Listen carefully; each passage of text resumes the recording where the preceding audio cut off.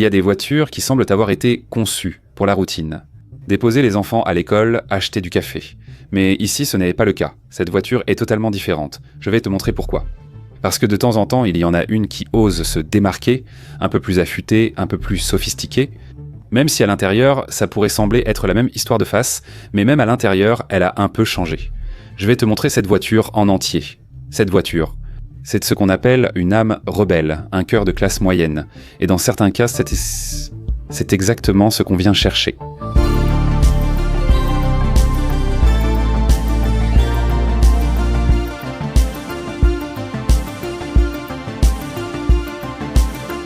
C'est une bonne occasion de profiter de cet espace pour vous demander de vous abonner à la chaîne. Merci à vous qui vous abonnez.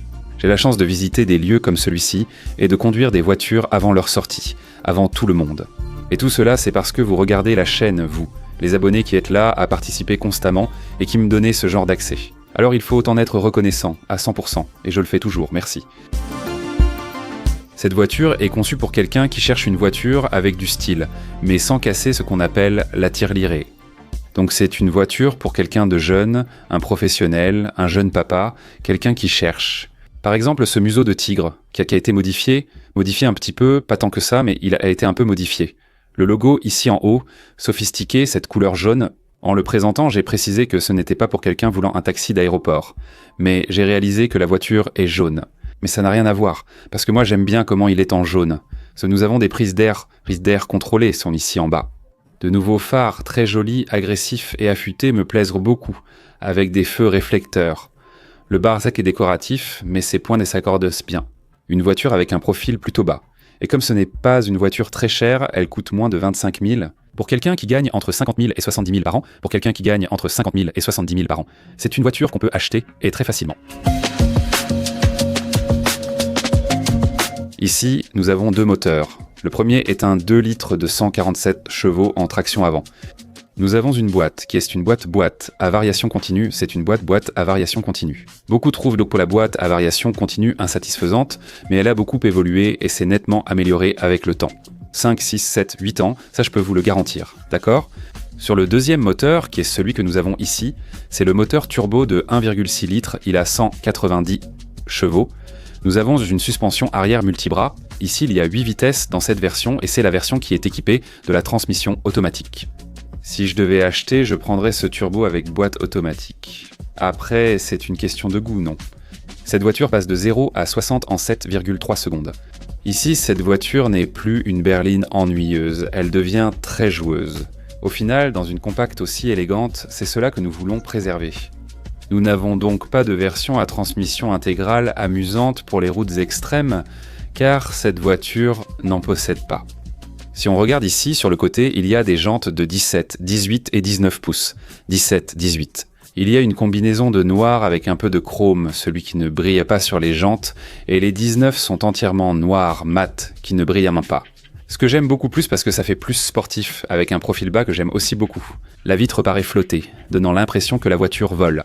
J'aime beaucoup le fait qu'il soit bien plaqué au sol. Ça veut dire qu'il prend beaucoup de vitesse dans les virages, comme je le dis vulgairement. Collé au sol, on a un capteur de lumière en bas, noir, que j'aime bien. Les ailes, ce qu'ils ont fait, ici il y a une caméra parce qu'on a une vue d'oiseau, 360. Ces rétroviseurs sont rétractables, ils ne sont pas chauffants, mais je vois que j'ai un détecteur d'angle mort, des montants, il y a un toit ouvrant, et j'aime beaucoup la sensation des portes, l'apparence des portes. Avec l'application, tu peux l'ouvrir avec ou sans clé comme tu veux, et ça donne une bonne sensation. J'aime beaucoup cette voiture, mais je préférerais la version à traction intégrale.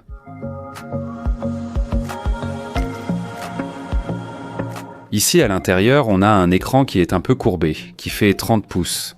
Au milieu, il y a des commandes pour la climatisation et tout à droite, à gauche. C'est divisé en deux sections. J'aime beaucoup que le volant soit plat en bas, on a des modes de conduite qui sont sport et normal. N'oubliez pas que nous sommes en studio, donc la voiture a beaucoup d'éléments. Je ne peux pas vous la montrer, mais j'adore le levier de vitesse et les palettes derrière le volant qu'ils ont gardées.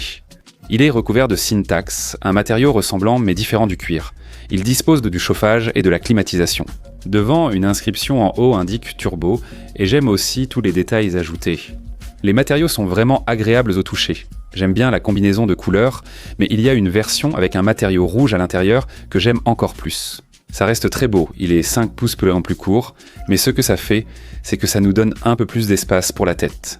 Ce design ne donne pas l'impression d'une voiture aussi compacte. Kia pour l'équipement. Ce n'est pas basique, connecteur USB, Apple CarPlay, Android Auto, chargeur sans fil, porte-gobelet ici et dans les portes, audio Harman Kardon, bel éclairage ambiant, tout semble bien. Il dispose de tous les équipements de sécurité, y compris l'assistant de maintien de voix et le régulateur de vitesse adaptatif. En sécurité, ils ont tout prévu. 10 ans de garantie ou un certain nombre de kilomètres qui proposent autant. Sur les voitures d'occasion, eux, ils continuent de le faire, Hyundai aussi continue de le faire, donc aussi de ce côté-là. Moi j'aime la voiture en général et j'aime celle-ci qui a la transmission automatique, que ce soit bien clair. Ici à l'arrière, je vous montre les sièges inclinables 60-40, créant un bel espace de chargement que vous verrez bientôt. À l'arrière, il y a 2 chargeurs, des ports USB-C, 2 connecteurs importants et le même matériau que nous avons. Quand tu es passager ici, c'est spacieux, tu ne te sens ni à l'étroit ni oppressé. Porte-gobelet central et accoudoir, avec sortie de climatisation indépendante. L'arrière des sièges te donne l'impression que c'est une voiture assez sportive. Comme les appuis-têtes en filet, ces filets laissent tomber la saleté au sol, évitant son accumulation ici. Porte-gobelet dans les portes, bon espace pour la tête, poignée, ce n'est pas mal du tout à l'arrière pour les passagers. Ils ne seront pas ici, ce n'est pas du tout inconfortable. Cela sert à accrocher sac à main ou mallette à l'arrière, matériaux durs.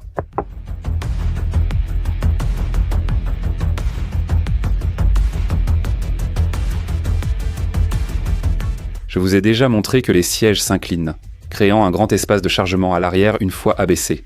J'aime beaucoup ce qu'ils ont fait. Et ici, nous avons une roue de secours. Ce n'est pas une roue de taille normale, mais au moins il y a une roue de secours. Aujourd'hui, la tendance est sans que tout le monde l'enlève, mais ici, ils ne l'ont pas enlevé. Il y a un caisson de basse à cran à l'arrière. J'aime l'espace et le fait que ce soit une hatchback, ça me plaît.